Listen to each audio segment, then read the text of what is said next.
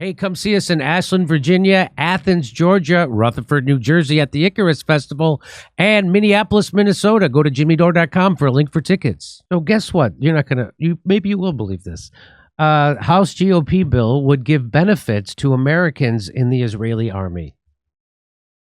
The legislation would grant IDF soldiers the same protections as U.S. military personnel while they're on active duty. Hey, but what about American idiots fighting in Ukraine? Will they receive benefits? How about that? I don't know.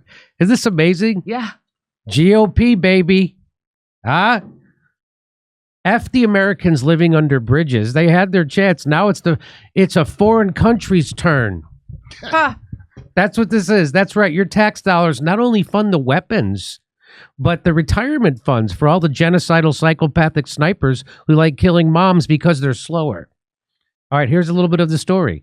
A bill introduced in the House by Representative Guy Reschenthaler, oh boy, and Max Miller would extend certain benefits for Americans serving in the U.S. military to American citizens in the Israeli military.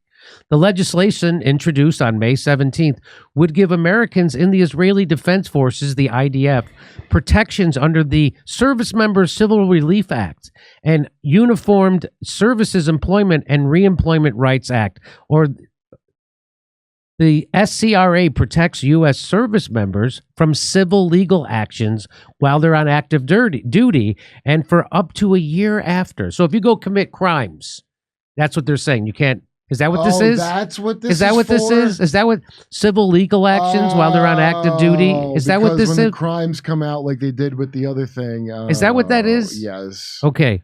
This act protects the civilian employment of active and reserve military personnel so they also can't lose their jobs. So if you get called up for duty and you're an American, you can't lose your job for that. So they're saying if you're an American and you go fight for Israel, you can't lose your job. Your employer can't get rid of you. Was that old man that would try to give you a guilt trip like it's a veteran of your country that fought in Israel? Over 20,000 American citizens are currently defending Israel. Really, they're risking their lives for the betterment of our ally, said this Russian chancellor. He said in a statement, "Are you kidding me? Wow, we're even funding private military contractors like mercenaries. That's what we're doing." Well, we always are. I mean, look, it's all the main thing I didn't realize when I was first looking at this, Jimmy, was the thing about the protection from legal action. Yeah. I didn't realize how central that is. Because, look, it's all the same money. Yeah. Shouldn't Israel be paying for this? Because it's just our money anyway. Yeah, it's like the same as like, hey, these are Chuck E. Cheese tokens we give out. They have to spend them here. Don't worry about that's it. Right. Yeah. The Washington Post reported in February that an estimated 23,380 American citizens are serving in the Israeli military. Many are dual citizens who are already living in Israel. But first of all, dual citizenship is the biggest garbage I've ever heard in my life. I'm against dual citizenship. I don't know how you feel about it, Kurt, but I'm against it.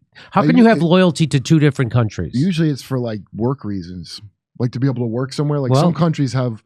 Canada, when I used to why is it almost all the people anyway, a huge number of people who work for the FDA have dual citizenships with Israel. Did you know that? All right, back to this.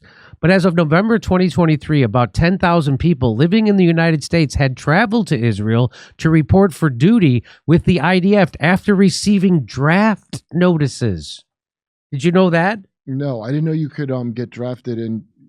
That's interesting. According to Responsible Statecraft, 21 American citizens serving in the IDF have been killed in Gaza, and one was killed in northern Israel near the Lebanon border. Reschenthaler said his legislation will ensure we do everything possible to support these heroes who are standing with Israel fighting for freedom and slaughtering children and targeting systematically innocent people. Oh, I'm sorry. I mean, they're combating terrorism in the Middle East. I mean, let's face it. That's all our conflicts, aren't they? Yes. It's unclear what the chances are for Reschenthaler's bill to pass Congress and become law, but there is strong support for the Israeli military among House Republicans. For example, Representative Brian Mast, a Republican of Florida, is an IDF veteran who recently wore his Israeli uniform on Capitol Hill. Did you see that? This representative from Florida, an American congressperson wore his IDF uniform on Capitol Hill, and he did not receive any backlash from his colleagues for showing up to work in the House wearing a uniform of a foreign country. Okay, but he's from Florida, right? So I'm guessing it's a section where that's a significant voting block that actually makes more sense to me than waving Ukraine flags. Do you know what I mean? Because Florida, like, okay, he's going to get where he lives in Florida or whatever. I'm assuming Boca Raton or something.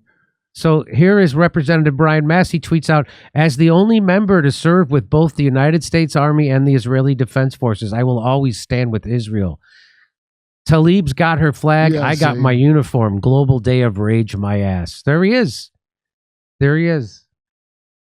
Republicans have introduced a slew of pro-Israel legislation over the past few months to show staunch support for the Israeli slaughter of Palestinians in Gaza, including bills to impose harsh punishments on college protesters. One bill introduced by Representative Andy Ogles would send protesters to Gaza. Dennis Kucinich, he says no one should be entitled to any U.S. military service benefits unless they are fighting under U.S. command and control. Mr. Miller has lost sight of who he was elected to Congress to represent. I don't think he did. I don't think he did. He knows exactly who. He knows exactly who. He knows exactly who he sent to Congress to represent. Yeah. Ron Paul says 2 Republican U.S. representatives have submitted a bill that would extend the same benefits provided to U.S. military service members and veterans to American citizens who chose to serve in the Israeli military. This is at a time when the U.S. veterans find themselves out in the cold when it comes to getting the care and benefits that they were promised. Yeah, I know. That's what are they going to get screwed over like American veterans, I hope? If we're giving them the same... Ron Paul makes the good point that we shouldn't be upset about this because the U.S. soldiers serving in the IDF won't ever actually receive their benefits.